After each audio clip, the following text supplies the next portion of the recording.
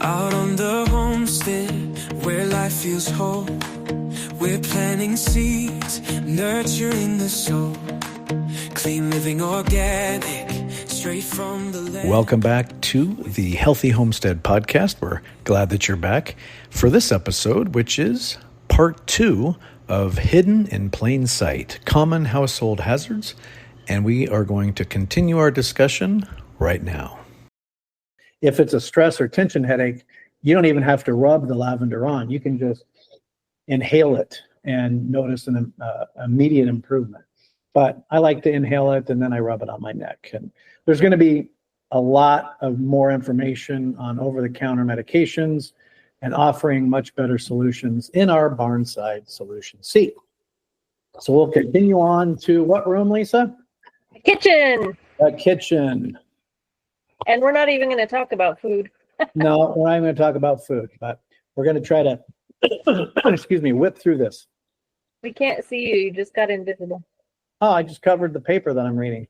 There you are. There you go. Now you see me. Now you don't. All right. Plastic utensils and plastic containers.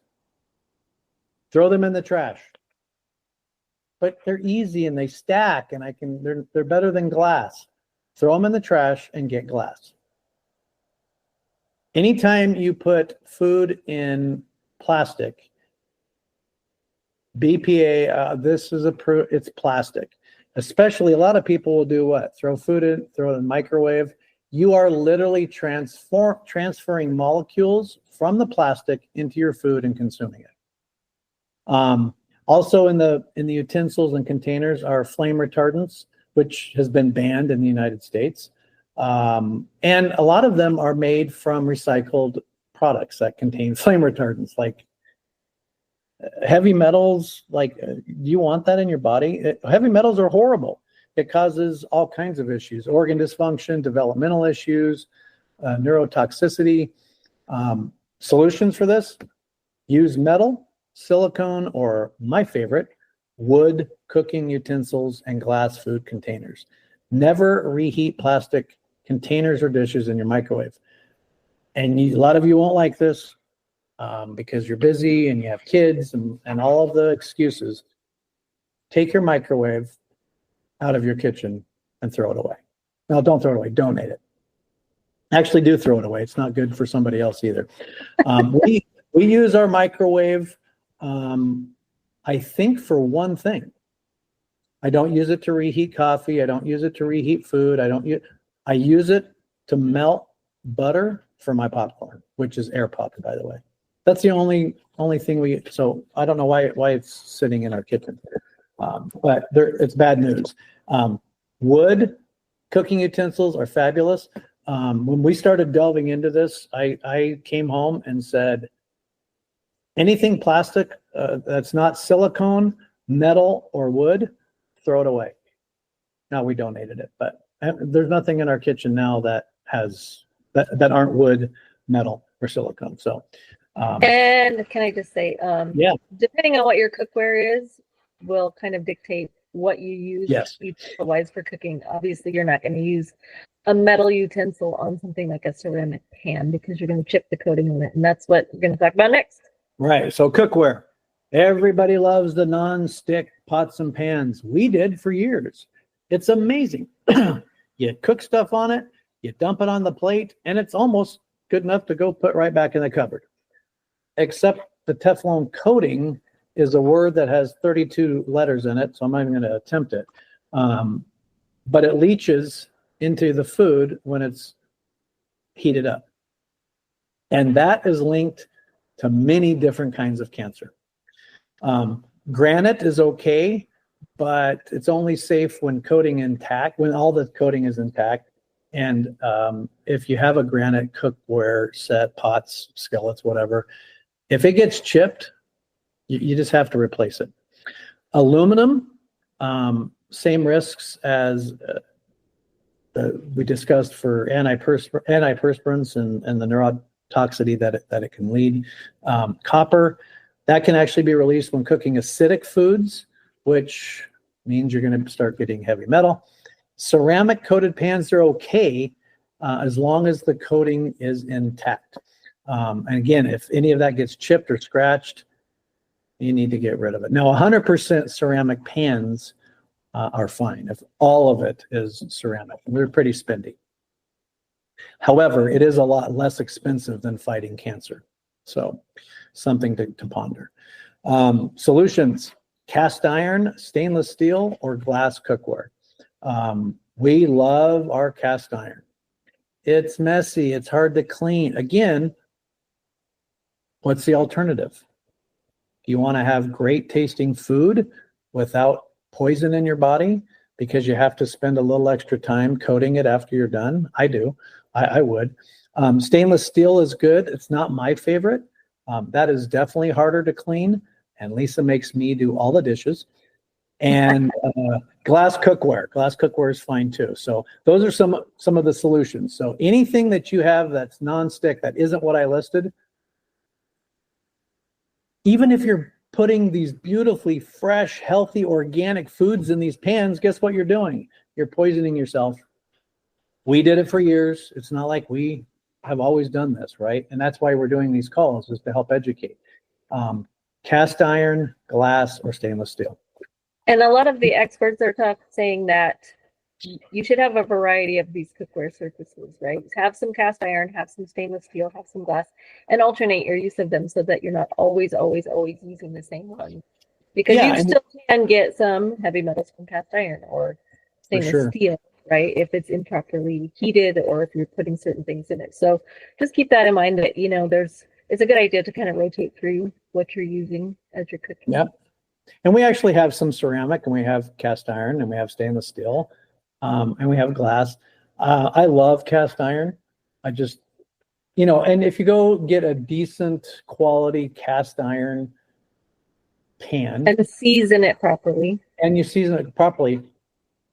I have cast iron pans in my garage that I bet are 70 years old. I don't even know where they came from. I think they came from my dad's dad, somewhere along the line. Yes, they are more expensive. Yes, it takes a little more work. But you're never going to have to replace them if you keep them seasoned. Unlike, just think of how many pans you've gone through. The screw got loose, this got chipped, or this got bent, whatever the reasons. Cast iron, you can throw off the top of your barn if you have one. It's going to be fine after that, okay? Let's move on to cleaning supplies. And let's think back to yourself or maybe your mom or dad. I bet you they had a bottle of bleach. We all love to use bleach, even though the smell, right? We don't inhale it. It's bad. Well, it is. It's bad for the skin, the lungs, the eyes. If you have respiratory issues, asthma, or any allergies, it's all of the VOCs, the sodium hydroxide, are released when it's mixed with sodium chloride. So that can actually cause you to burn. And if you happen to mix it with ammonia, vinegar, or other acidic cleaners, like glass cleaner or rubbing alcohol or drain cleaner, that creates chlorine gas as well as chloroform. So chloroform, yeah, that's a good chloroform. Yeah, I mean, I know that we're just rattling these off, but if you don't know what chloroform is used for, look it up. And this is what's going in our body. So bleach is not good. Oven cleaners, super corrosive. Solvents are super easy to inhale. They're volatile. It can actually cause renal failure, brain damage, and death. So there's that. The main ingredient in antifreeze is what is in your oven cleaner. But you spray it on the oven, you turn it on for 500 degrees for 3 hours, and you open it up, and oven's clean. But guess what is going in your food the next time you cook it? Not good. How about the other stuff like 409, Easy Off, Lysol, Mr. Clean, Spick and Span? All of those can trigger asthma or initiate it. Simple Green, right? I remember my mom and dad, we got Simple Green. It's great for the environment. It's simple and it's green. It's like Kermit Frog, right? It sucks because that was touted as something clean. It's not. It's a solvent known to damage red blood cells and irritate the eyes. And although it's labeled non-toxic, this all-purpose cleaner contains a secret blend of a whole bunch of things, chemicals that are banned in Europe. Well, what do? What are some of the solutions? Many companies now offer non-toxic cleaning supplies. We're going to list a lot of those that you can order off of Amazon or other places in our sheet that we'll email you. We love doTERRA's On Guard products. We spray it on everything all the time. And look for products that contain plant-based biodegradable ingredients.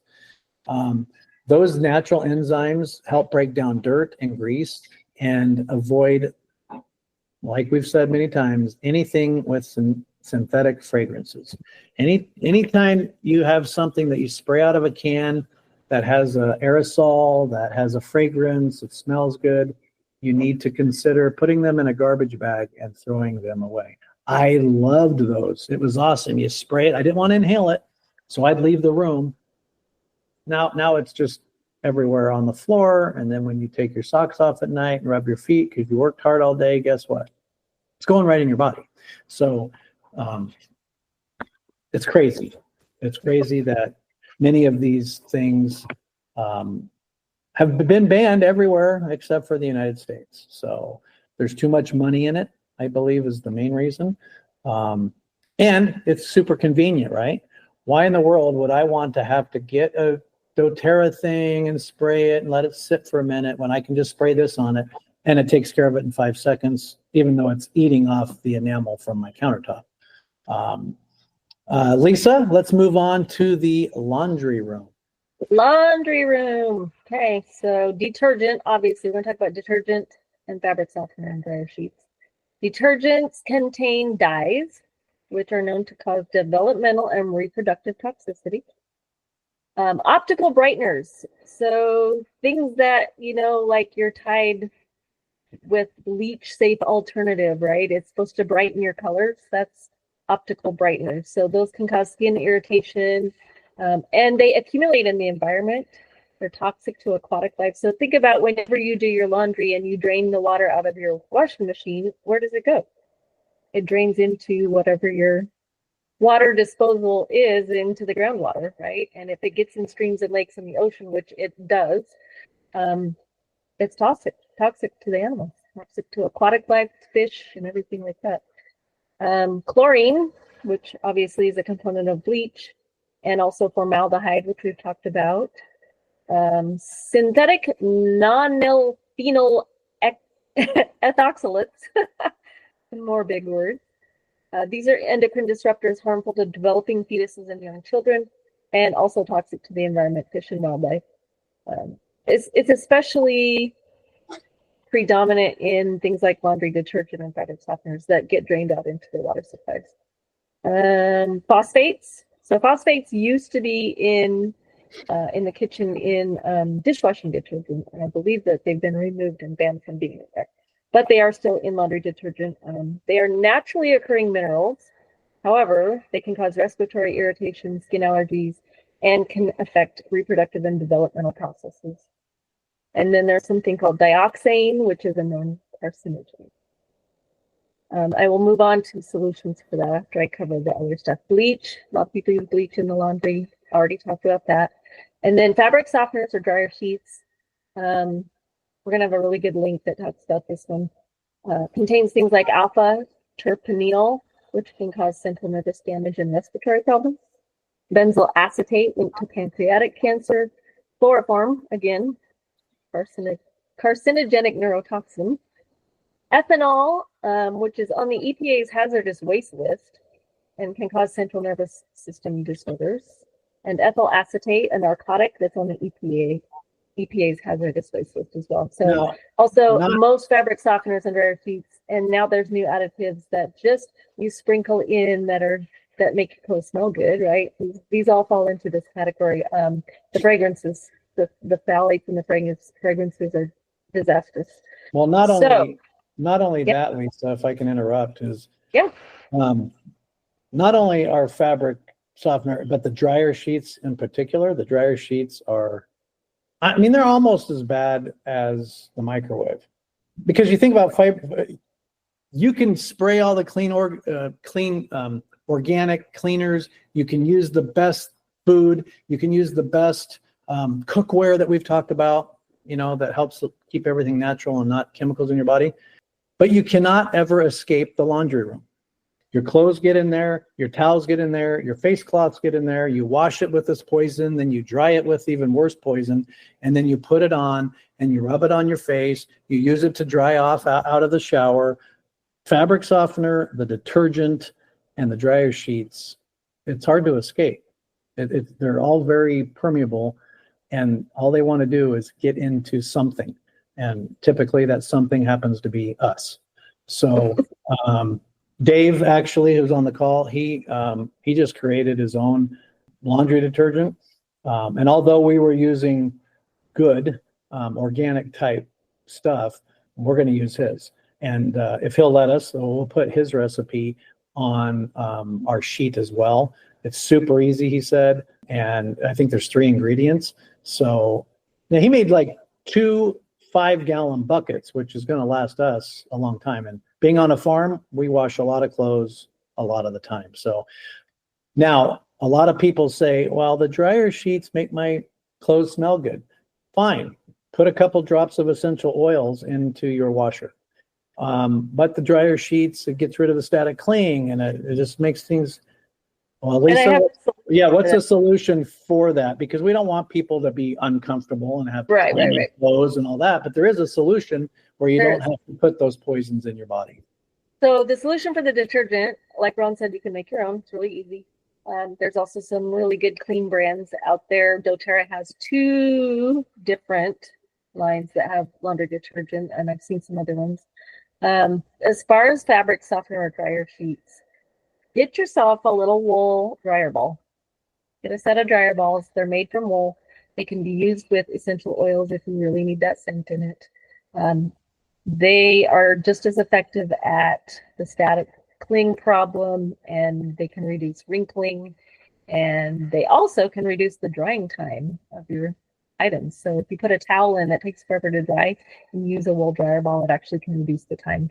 So energy efficiency is another great side effect of that. You can find these all over the place. The wool dryer balls. There, I think some plastic ones and some silicone ones too. I think they might be a little noisier bouncing around in your dryer maybe, but that is an option as well. Just do a little research online and you can find them. We can add some links to that as well. What else? So that's what we have for the laundry room.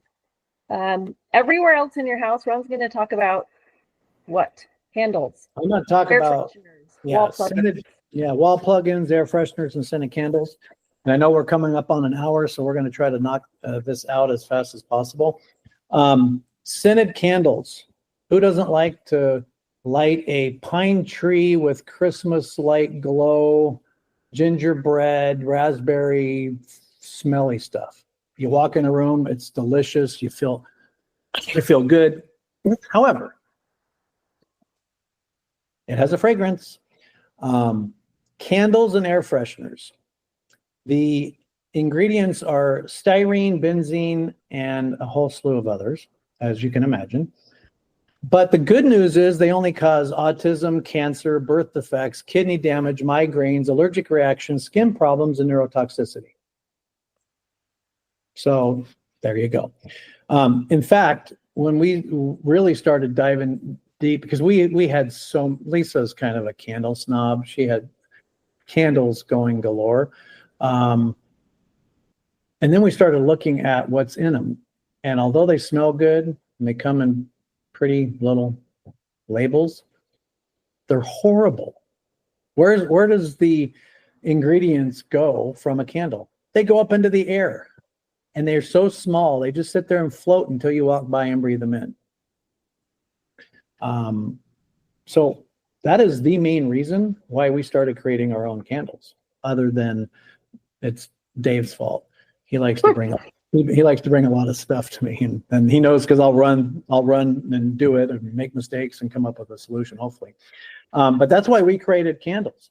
They don't smell like anything. but they are good for heat, and they're good for that ambiance. They're good for, I mean, we love our candles, but we don't have the scented ones. They've all gone to the landfill. And we don't use any paraffin wax. Paraffin wax is the not good kind of wax. It's the hardest kind of wax. They use it in things like tapered candles or ones that have to hold their shape, because that's what's needed to make those kind of candles. But it's the most toxic kind of wax that you can burn. So there's other great alternatives as far as wax, and our blend is kind of like beeswax candles, essential oils, white vinegar, baking soda. Soy wax is really, really popular, and that's a good clean burning option. But it's really the fragrances in those kind of candles that are the problem, right? Like we already talked about, fragrances, synthetic fragrances, because you can't just put essential oils into candles. The burn point is too high, and it just burns them off, so you don't ever get the scent. So you can put them in there, but you're not going to really smell anything. So if you put essential oils in your laundry and you put on a shirt or blouse or pants or whatever, you're going to smell good anyway. So you don't really need the smell. And there's a lot of products. Most of them are really expensive on how to purify the air in your home. Couple cheap, inexpensive, and again, I'll have links to all these. Salt lamps and air cleaning and purifying plants. There's one called, I can't remember it. It's something Lily. Do you remember it, Lisa? I don't. I can't remember. It's something Lily. It'll be in the sheet. It is like putting a air purifier cleaning machine wherever you put that plant. It completely purifies the air. So, and there's a whole slew of other plants, and I'll list like the top 10. But we wanted to provide these links to you for solutions. But again, regarding the candles, that's the main reason we started to sell them. We didn't know if they would take off, but they're almost all sold out. This is the second or third round. So, and I'll tell you this. If you don't buy from us, that's fine. If you have a local farm near you and you can get some good quality meat or a hand soap that's made out of goat milk or whatever, support a farm near you. You know, we ship nationwide. Most of our clients are not in the state of Idaho, but support that local farm. If it's not from us, that is fine. I'll cry, a lot. But really support a local farmer. But if you're at a fair or a bazaar or something, something like that, just because they have a cute little farm decor doesn't mean that they're creating healthy organic products. So again, read the ingredients, and in our how-to, you're going to be able to make a lot of this stuff on your own. So it's pretty cool. So Lisa, I'll turn it over to you. All right. So I'm going to touch on two other things. There's a lot of information about it, so I'm not going to get into too much detail, but I just want to bring them up. One is VOCs. That stands for volatile organic compounds, the major source of indoor pollution. VOCs are in a lot of manufactured products and a lot of building products. And we spend about 90% of our time inside. Back in the old days, a lot of people spent a lot more time outside where there is really good ventilation, but here we are now spending 90% of our time indoors. Many building materials and new furniture items off-gas VOCs for hours, months, or even years. And a lot of that is due to the formaldehyde in the manufacturing process. So almost all interior finishes that are not glass, metal, ceramic, concrete, or natural stone are probably off-gassing some kind of VOCs. VOCs are also found in aerosol spray things, so that's another source. But yeah, so you can find, you can have off-gassing from VOCs in paint, flooring, rugs, carpets, insulation, furniture made from composite wood, which a lot of furniture is, mattresses, cushions, and padding, hobby supplies, especially adhesives, and dry cleaning chemicals. Anything with stain-resistant coatings, they have a lot of VOCs. So our houses, for better or for worse, right? They make them a lot more energy efficient, which means they're sealed up tight. We don't have any good ventilation.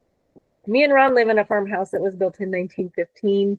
Okay, some of it was updated in the 90s, but it's not airtight, right? And we kind of complain about that sometimes because it's not as energy efficient and it's not as tight.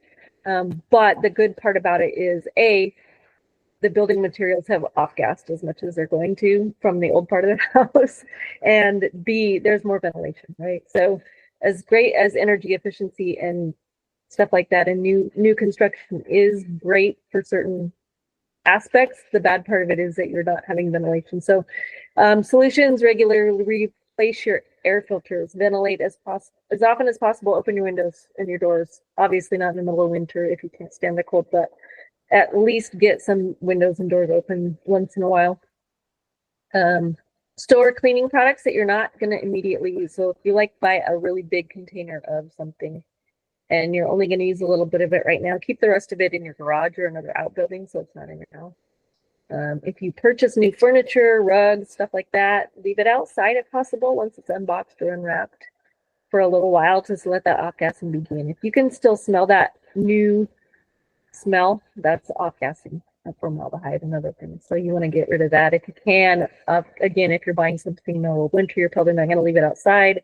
If it's raining, you're not going to do that. But if you can, unbox it outside and let it air out for a minute. That's at least a small way to help. Get an air quality monitor that tracks VOCs. It can alarm you if things, levels are too high. And then you can look for, if you're buying new furniture or mattresses, look for ones that are Green Guard certified, or EcoCert is another certification for VOCs.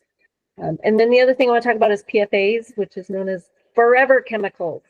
This stuff is really bad. It's called that because their persistence in the environment and in our bodies, they're really hard to get rid of. It takes forever. So they're called forever chemicals. They have potential liver, developmental neurotoxicity, developmental toxicity. Oh, I have that twice. Immunotoxicity and mitochondrial toxicity, causing things like testicular, bladder, and kidney cancer, thyroid dysfunction, non-alcoholic fatty liver disease, weakened response to vaccines, reduced fertility, obesity, birth defects, ADHD. There's a lot more than that, but that's some of the highlights. These chemicals are not usually disclosed by manufacturers, and they are especially likely to be found in products that are labeled nonstick, which we've talked about in our pans, waterproof, and stain resistant. It's also commonly in drinking water because it gets into the groundwater due to the environmental contaminations that are up there. Again, we talked about some of that with environmental stuff, and it gets into the water supply. And because it is so persistent, it just stays there forever, and then we drink it. It's in a lot of outdoor clothing and camping gear, especially stuff that's waterproof. Nonstick pots and pans, waterproof cosmetics, fabric and upholstery treatments like Scotchgard. So if you have stain-resistant carpets or stain-resistant fabric on your couch, probably of that.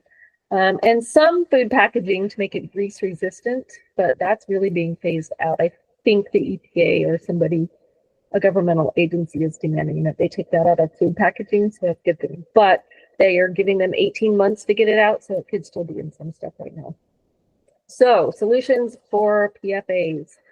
Effective water filters. Cookware, as discussed previously. Look for companies that manufacture their furniture and textiles without treatments, like Scotchgard added. Check with companies like REI to see if their products are safe. A lot of the outdoor companies are starting to be aware of that and going to alternative things. So, but camping gear, waterproofing on clothes, that kind of stuff, that's all in there. Check cosmetic labels for anything with fluoro, F-L-O-U-R-O, in the name of the ingredient, and use natural cleaning products. That's how you can kind of mitigate that. So that is all I have on that. All right, so we've bombarded you with a whole slew of things. If you want the Barnside solution sheet, just send me an email and I'll get it out to you. Don't forget about the discount code Barnside Chat, all lowercase, for 20% off your order at our country store. And if you are not familiar with essential oils, they are a gold mine. We've tried a lot of different brands, types, varieties, researched. The only one that we will put in our body is doTERRA. Many other essential oils you can see on the label, it'll say not for internal use. If it's not meant for internal use, it shouldn't be probably used for external use either. I won't drink it, but I'll rub it on my skin, and that goes right And into your skin is your biggest organ in your body. Yeah, it soaks up everything, right? So our essential oil page has different varieties, blends, individual things, and we'll list some concoctions that we use on the Barnside solution sheet. And I'll open it up for questions. I know Deborah doesn't have a microphone. Does Dave and Lisa have any questions? He's unmuted. We recently heard that castor oil is good for hair and I think face. Was it face? Is that true? Castor oil is good for every single part of everything on your body. Yeah. Castor oil on the eyelids will help with vision. Castor oil on the skin will take care of sunspots, scars, acne. It is the most underutilized magic, I'll say magic, material out there. Not material, but I mean, we have castor oil. A lot of people think castor oil, I'm a little backed up, so I'm going to drink some, and yeah, that's part of it. I tell you what, a lot of women do for cramping and that time of the month type thing, they will get a rag or a paper towel and soak it with castor oil and put it on their stomach and have it there all day. Castor oil will seep into your body. So if you have bone spurs, if you have bumps in your, like I have a huge bump on my sternum from an injury. If I put, I can't remember to do it every day, but if I put that castor oil on it over several months, it would actually get rid of it. So it gets rid of bone spurs. Yeah, castor oil is phenomenal for your hair and multiple other uses for sure. And you can just look up castor oil benefits, castor oil uses, and castor oil is so cheap. Just make sure that you get the organic kind, because a lot of people will say this is awesome and this is castor oil, but then you read the ingredients on that and it's get the organic. But yes, long answer to your question. Castor oil is a phenomenal product that everybody should be using because it is good for so many different things. Okay, thank you. Yep. All right. Well, if that is all, we want to thank you guys for tuning in and check out our country store. Use a discount code. Search on Google for a farm near your location and support that farm. And if you guys have any other questions or you want the Barnside solution sheet that we've talked about, just shoot me an email and we will send it out. Other than that, have a wonderful and blessed evening. And thanks again for tuning in. And we'll see you next time. God bless. Out on the homestead where life feels whole, we're planting seeds, nurturing the soul. Clean living organic, straight from the land. With every sunrise, we take his hand. God provides from soil to sky, the food we eat, the herbs that heal. In his creation, we find our way to live with purpose every day.